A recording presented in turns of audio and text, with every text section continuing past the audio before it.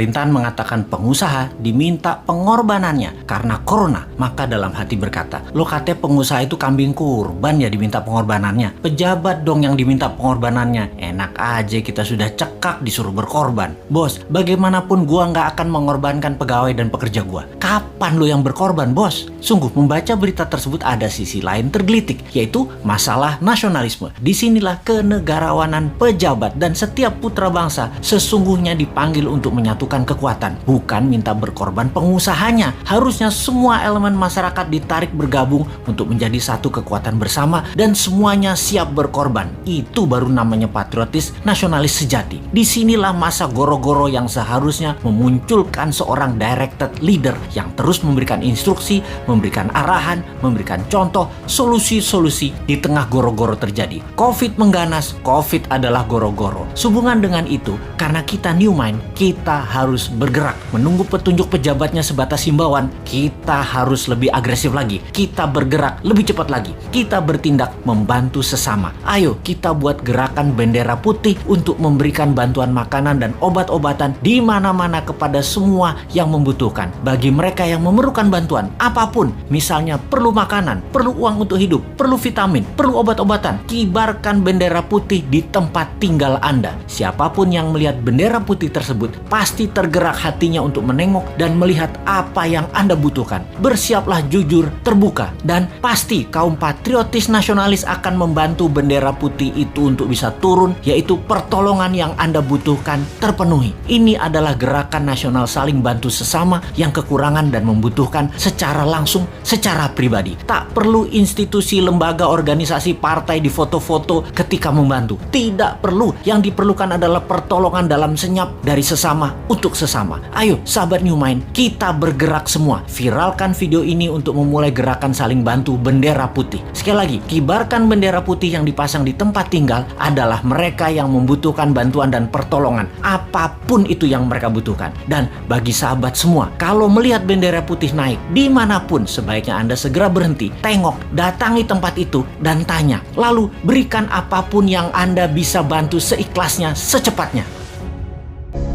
Sahabat, ke depan informasi yang kita berikan akan mulai agresif. Tajamnya dua kekuatan besar antara G7 versus Tiongkok ke depannya akan semakin meruncing. Kita harus waspada. Dari tatanan bernegara, strategi harus tepat agar keputusan kebijakan semua menguntungkan rakyat, negara tetap utuh, makmur, dan disegani di kawasan. Sungguh sahabat, hormat itu sesuatu yang harus kita kumpulkan. Harus kita earn. Kita tidak bisa beli kehormatan itu. Harus kita kumpulkan perlahan dan banyak strategi, banyak langkah, dan konsisten mengerjakannya. Untuk itu, demi informasi ini tersebar dan banyak informasi yang lalu-lalu tersebar, usahakan semua video Bosman di-share itu minimum. Naikkan ke YouTube channel kalian sahabat muda. Sebar ke WA, juga ke halaman sosmed kalian. Kita perlu menyebarkan informasi kepada 270 juta saudara kita sebangsa setanah air. Informasi penting yang bisa menyatukan visi untuk membuat Indonesia menjadi negara superpower ketiga di dunia. Segera di dalam menjalankan strategi bernegara, kita tiru yang terbaik dari negara kuat lainnya, lalu kita angkat keunggulan kita sesegera mungkin. Keunggulan kita adalah keunggulan geografi, seperti lokasi strategis di apit negara produsen di utara selatan Indonesia, memiliki selat teraktif di dunia dalam bidang maritim, memiliki hasil laut terbaik di dunia, memiliki lahan yang subur dengan pupuk vulkanik alami tersebar, serta memiliki sumber air bersih yang dihasilkan karena tatanan hutan ekologi bervarietas beragam terbaik di dunia, termasuk penghasil oksigen terbaik di dunia. Strategi kita bangun dengan nama Dasa Cipta. Dasa artinya 10, Cita artinya kata cita-cita, impian kita bersama, impian pencapaian dalam 10 tahun, GBHN 10 tahun ke depan. Ada dua tahapan Dasa Cita, tahun 2025 hingga 2035, dan yang kedua 2035 hingga tahun 2045. Di tahun 2045 adalah tahun Indonesia emas, 100 tahun Indonesia. Kita sudah menjadi negara superpower ketiga terbesar di dunia. Dasa Cita dikawal oleh Forza Panarata. Forza adalah kekuatan, Panarata adalah patriotis, nasionalis, rakyat semesta. Pasukan muda dari Forza Panarata adalah bala muda yang akan dibangun setiap tahunnya 5.000 putra-putri bangsa yang dikader, dan kita sudah mulai bulan Juni kemarin. Kekuatan ekonomi rakyat semesta saat ini dibangun dibungkus dengan MMBC, yang mana pengusaha yang ingin pendanaan melalui urun dana Santara tercepat melalui MMBC, karena memutuskan pembiayaan paling efektif adalah mengenal karakter pengelola dan pemilik usahanya. Bisnis it's about who. Siapa lebih penting dari apa di bisnis? Siapa lebih penting dari produk di bisnis? Target Santara adalah membiayai 1000